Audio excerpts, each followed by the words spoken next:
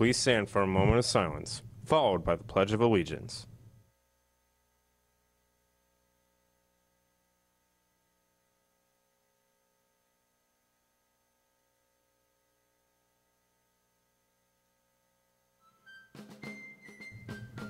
I pledge allegiance to the flag of the United States of America and to the republic for which it stands, one nation, under God, indivisible, with liberty and justice for all.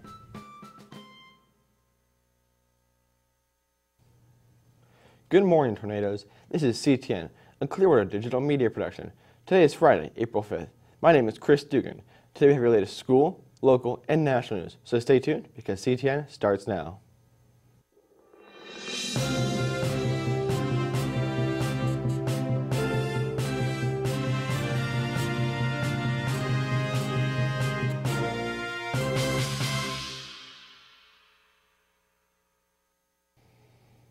In your headline news, a reminder to all drivers Friday morning, McMillan Booth Road will be closed between Drew Street and State Road 590 in both directions as the CSXT Railroad gets its scheduled upgrades.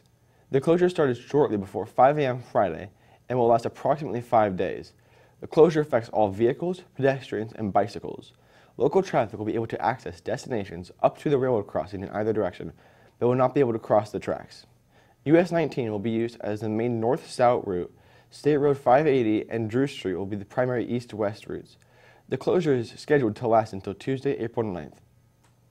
In other news, investigators with the National Transportation Safety Board continue to investigate why a helicopter experienced catastrophic engine failure and crashed onto South 50th Street near Palm River Road, killing a man inside of a pickup truck at the intersection.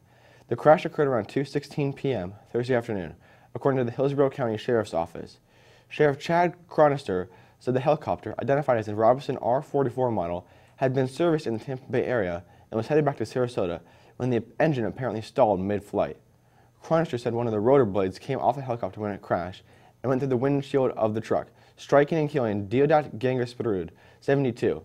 Boggs said the pilot, Bryant Thomas Messick, did the best he could considering the circumstances. Now to Tyler with your weekend's weather.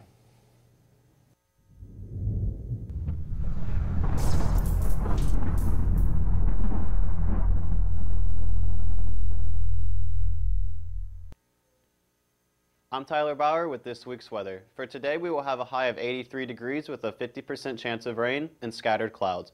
As for Saturday and Sunday, the highs will be in 86 with temperatures dropping into the low 70s. There is a 30% chance of rain for this weekend, so keep that umbrella handy. Now to Aramis with your school news.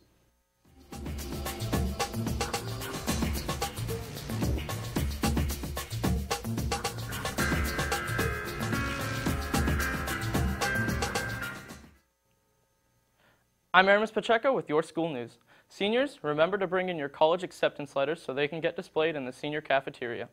Belle of the Ball Project will provide free prom dresses and accessories to in-need high school girls. Dresses are available in the boutique shop at 1210 Holt Avenue. Dues for English National Honor Society are due no later than April 12th. Senior quotes for the yearbook are purchasable in room B1 and the cafeteria during both lunches until the 10th. The cost is $5 and includes a personal quote and a photo to be printed in the senior section of the yearbook. To all seniors going to Grad Bash, everyone will meet at 3 p.m. in the auditorium on Saturday. Please park in the Gulf to Bay parking lot and enter the auditorium through the west doors. You will all be returning to school around 4 a.m. on Sunday.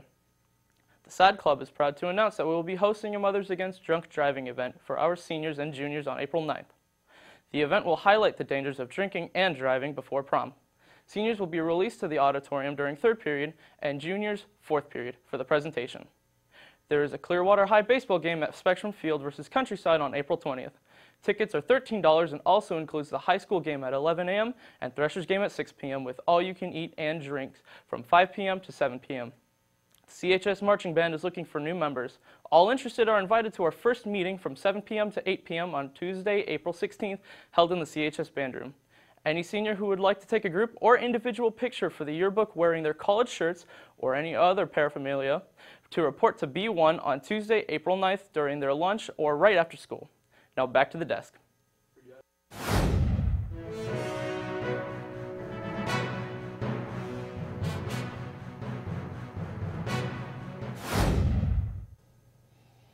And finally, police in New Hampshire said they cited a driver who had a kid in her lap, the baby goat kind. Marlboro police say they pulled the woman over on April Fool's Day when they saw her using her cell phone. They soon realized that she wasn't driving without a valid license and with the goat. Police said the driver was a 60-year-old woman from Sullivan, New Hampshire. She was released on a citation for operating without a valid license. She also was counseled about distracted driving. That situation wasn't that bad. If any students or teachers would like to have an announcement made on our show, please email Mr. Gordon at gordonw@pcsb.org. If you're a student, please have your club sponsor or coach send the email. Like us on Facebook at Clearwater Digital Media Productions for a look back at some of this year's broadcasts. Check out the CTN Clearlight running all day for our new announcements. Thank you for watching CTN and have a great tornado day.